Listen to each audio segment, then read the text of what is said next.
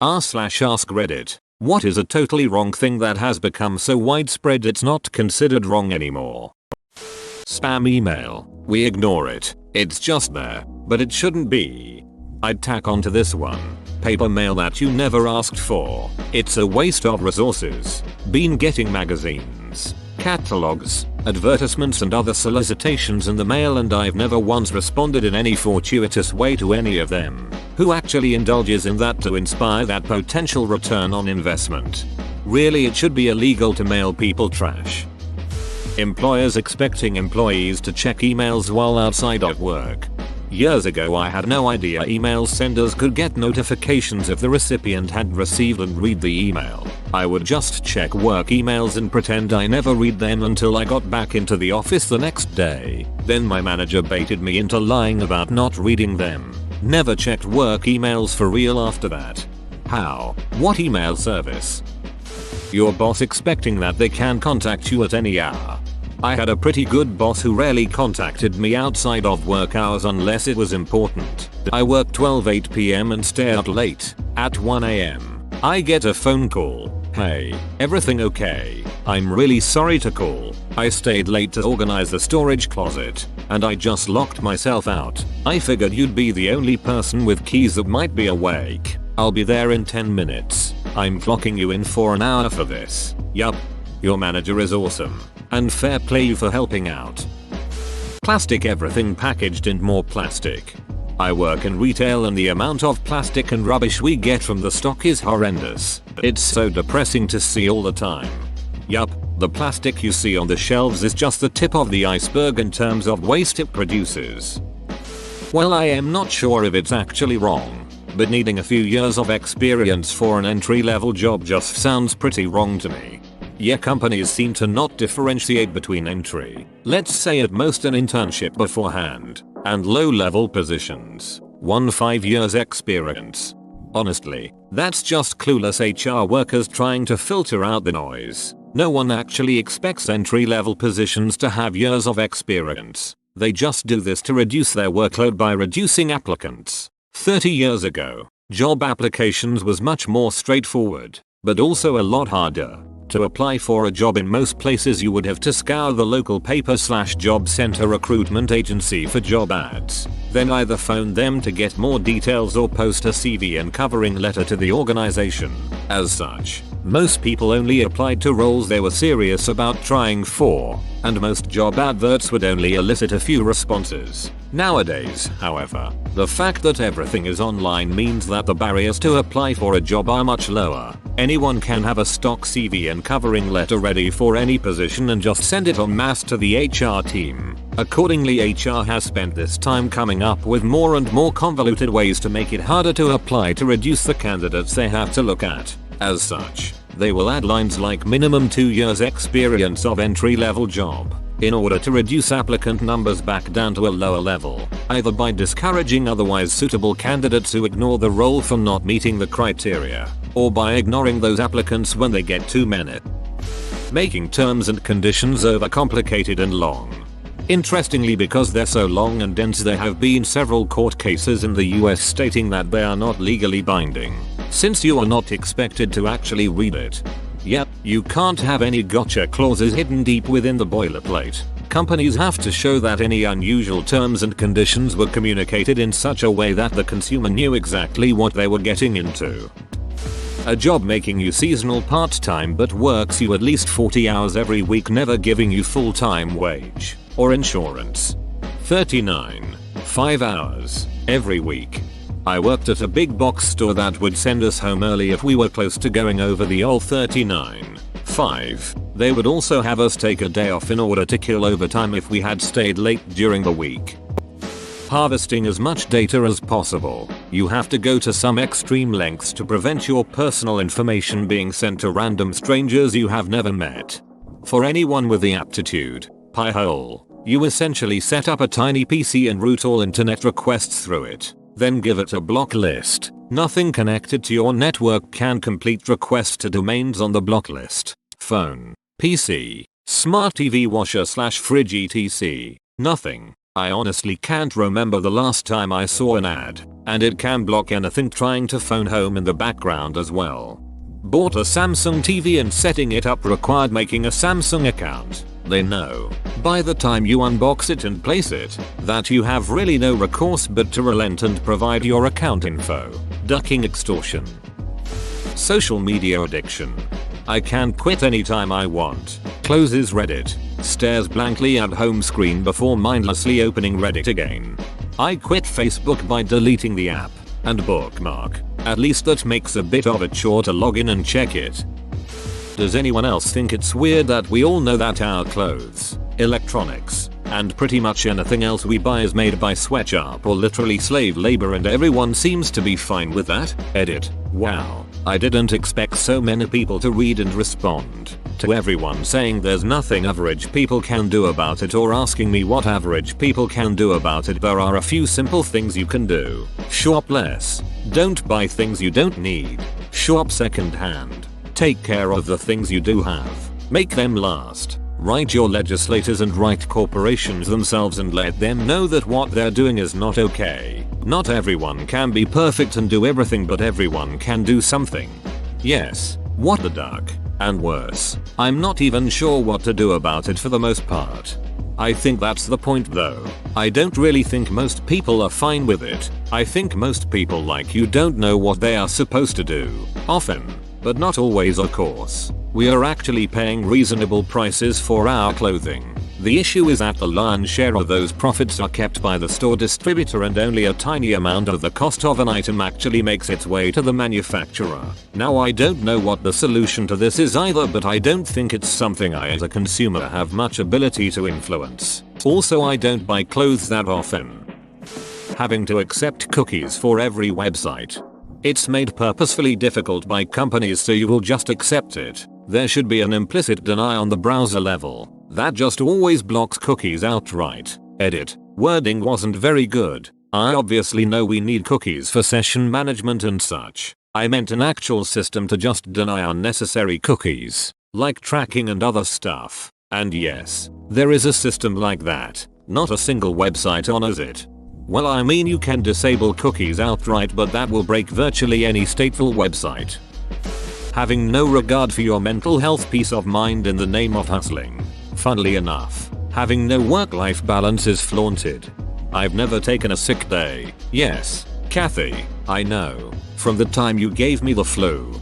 Yep, not taking sick days when you're sick is just wrong. Our QA manager infected our whole office, 12 people, because he had pneumonia, or COVID. It was before the whole shitstorm became widely known, and couldn't take time off because he was needed. Poor dude was going to the hospital after work to get IVs just to be able to go back to work. I was the only one who didn't catch it. Somehow, the colleague next to me was off work for 3 weeks and another ended up in a hospital. Bosses threatening your job or hours if you call in sick or use vacation time at inconvenient times. Agree. Going to work sick was also one of the accepted wrong things. Hope mindset changed now. I had a job 5 years ago where the boss was an a-hole. We were on a deadline on a project, but I was so sick I was hacking up stuff and generally gross. He told me to come in anyway, and when I got there he gave me cold medicine, like I didn't have medicine at home. Obviously I wasn't very productive and everyone had to stay away from me. It was ridiculous. And paid internships is incredibly wrong. I'd say the way OT is mandatory in the trades world. What's even worse, paying for an internship. That's a thing. This has changed a lot since COVID, I'm assuming.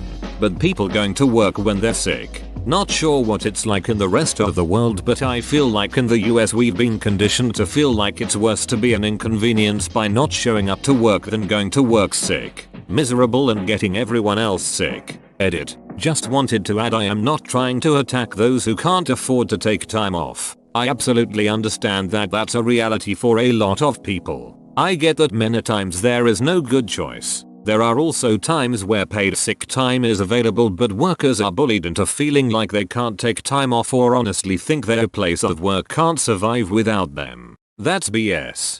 Yeah, I remember working in food service and trying to call out sick and the managers arguing with you to come anyway if you couldn't find someone to cover the shift. Theoretically you could expose not only co-workers, but tons of customers. Great company policy there. I don't know about everywhere in America, but it certainly hasn't changed anything at my place of employment. If anything, it's made it worse, because now they just say, well, it's not covered so I'm fine. Short-term diet culture. Gonna consume nothing but lemonade for a week straight. I definitely know what I'm doing. Go to get rid of those toxins and rejuvenate your cells, girl. Cost of higher education. And not just the initial costs. The scam on books is despicable. The sexualization of our youth on social media and the algorithms that reward them and promote it. For young girls, it's even just finding clothing that doesn't make them look older than they are. Have an 11-year-old girl who's tall for her age, but it's very hard to find kid clothes. It's like the clothing industry has conspired that it's time for her to dress sexy. Shorts and shirts are made very short, and in the kids section recently, the new thing is athletic pants but with a matching crop top, in sizes as small as XS meant for like 6-year-olds. You can find some things, but it's absurd how hard you need to look to make them feel like a kid. When I was in middle school, it felt like every piece of clothing in stores was either geared towards people who were much older or much younger. Like you're either wearing jeans with sparkly pink pockets or shorts that show your butt.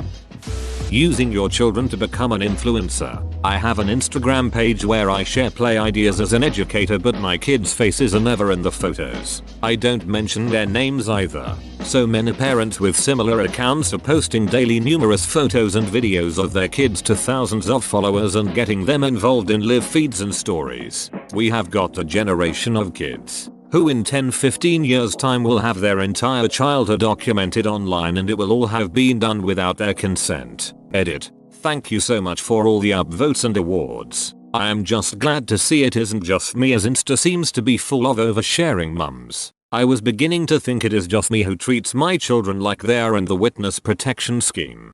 In my country we have this very famous couple of influencers who literally film their child all day long. Everything is documented and posted on Instagram. Now they just had a second baby, and their child, who's 2 maybe, is madly jealous. Yet they keep filming him and posting videos where this child is throwing tantrums and crying because he hates his sister. I'm so disgusted by it. Just leave your child alone. Let him have a normal childhood without being constantly at the center of strangers' attention. I'm so worried about both those children. Open bracket. For your information, I don't follow them. I don't care about them. I even block them so I wouldn't have to see them. But they're super famous here, so I know everything because everyone keeps talking about them. Websites selling personal information by default. Being proud of and bragging about a lack of sleep as if it's some sort of virtue. Or working yourself till you are burned out. Like if you are not giving it 100% all the time, you are lazy. And when you finally crash and burn due to lack of sleep and exhaustion from working constantly, you are not hard enough. Arguments being verbal battles meant to be won, not a ducking aunt. Arguments are discussions with the objective of reaching a truth or consensus. It's not about dunking on your interlocutor or asserting your beliefs over theirs. Also, if I stutter or can't speak my thoughts clearly, that doesn't mean you're right or you've won the argument. I just can't speak properly in that moment for WTV reason. This is an underrated point. I absolutely hate that people bulldoze other people when the other person just can't articulate, or not native tongue, or in my case work with mostly maths PPL who aren't good with language words. Ducking, calm down. Winning by default doesn't mean much, edit, and PPL communicate differently too. Some PPL are better over text when they've had time to think. Some PPL are better face to face. Some people have phone anxiety. Some people are socially anxious overall. If you have some finesse, you can totally work with these people and around their shortcomings. Taking pictures of strangers who aren't doing anything wrong or untoward just to post up on social media with some snark or judgment. In middle school I was very overweight. My body is very weirdly built and I carry fat around my lower back and I have a small butt. I'm a guy, mind you, and so I had trouble pulling my pants up all the way. So one time I sat down at the cafeteria with my friends and this prick behind me takes a picture of my ass crack and shows the whole table, who proceeds to laugh and point at me. I can still feel the embarrassment to this day. Edit. I never understood why people edit their comments to say thanks. I thought it seemed kind of pretentious, but now I see why. It's great to relate. But I'm sorry to anyone who experienced bullying. Thank you all so much for your great stories and kind words. Talking on speakerphone while in a public place. Seriously, duck you. Or who play their Bluetooth speakers on trails and other natural places. Literally the last place people can go to get away from modern noise. OMG, in the city I've seen people walking around with their Bluetooth speakers blasting music. They'll do it on the street, on trains, and even on the bus. Like WTF, just wear headphones. We all don't want to hear your music. Believing lies because it supports your worldview. This comment is funny because everyone automatically assuming it's only the other side. And what's equally wrong is that people who believe lies is a profitable market for shitty media programs and personalities willing to continue and spread said lies. Photoshopping and social media. Sure, let me Photoshop myself into a completely different looking person and receive all praise as if it actually validates me. I'm a designer and I Photoshop images for work sometimes. Once people learned that I'm pretty good at it, so many people ask me to Photoshop their photos for the most mundane reasons. You look great the way you are. Life is not ideal. It kills me so much on the inside when my friends ask me to Photoshop their photos to make them look less flawed, and now I absolutely refuse to do it. How Western nations ship their garbage to small Southeast Asian islands and call it recycling. Like 98% of Americans don't know this. I am American and I did not know this. The confusion between then and than. Who's and whose. It's and it's. Edit. How ironic. I actually wrote it's and it's. Lose and loose. How much material classified as recyclable is, in truth, not recyclable. It's more a marketing win that kept people using plastics. Why else would China stop taking the world's trash? They could do nothing with it but bury it in the ground. Perfect attendance being celebrated for kids. When my kid is sick, he stays home. He's healthy too. I can't imagine having a kid with a disorder that makes them prone to being sick more often and then not getting some shitty little award for not being in school every day. Kids get sick. It's not wise to send them to school anyway so they can spread their germs. Schools push attendance because butts in seats is one of the factors that the government uses when deciding how much funding schools get. The customer is always right. I actually looked into this as I was curious, and honestly, when it was first a thing it did make sense. It just doesn't make sense now. So to explain, the customer is always right or gone, and it's back when buyers beware is also a thing. When quality control and uniformity wasn't really a thing, so you could buy a brand new vacuum slide from the store that is missing part of the motor so doesn't work. The customer is always right was started by a single store, and it was the slogan meant to mean if the customer said the store sold them a defective product, then the customer was. Naturally this took off and made the store a huge success because it gave customers peace of mind about their purchases, which made the idea take off. In modern times where the chances of getting a defective product is extremely unlikely, it no longer fits and was also never supposed to apply to anything else except returns really to begin with. Sadly the reason the phrase exists is long gone, but the mentality remained. Using your real name on the internet. Pigeon. Flashing used to be illegal. Now every woman gets dongs and their DMS from strangers. Edit. I must have hit the nail on the head for this one considering the replies. Yes, I meant unsolicited nudes. No, I don't think that flashing and e-flashing have the same immediate threat, but I do think that e-flashing is still threatening and worth criminalizing. If this is a problem that every woman deals with online, then it's obviously time to let the law in. Yes, the law gets abused with false reporting. We still have laws. If you disagree with how nudity is natural and not a big deal, then you aren't looking at the reality of our culture now. Getting consent is really easy for nudists. This is barely even a related argument. Ask for consent. I'm sure it still is, but the law hasn't kept up to date with technology. Could have instead of could have. I wholeheartedly agree.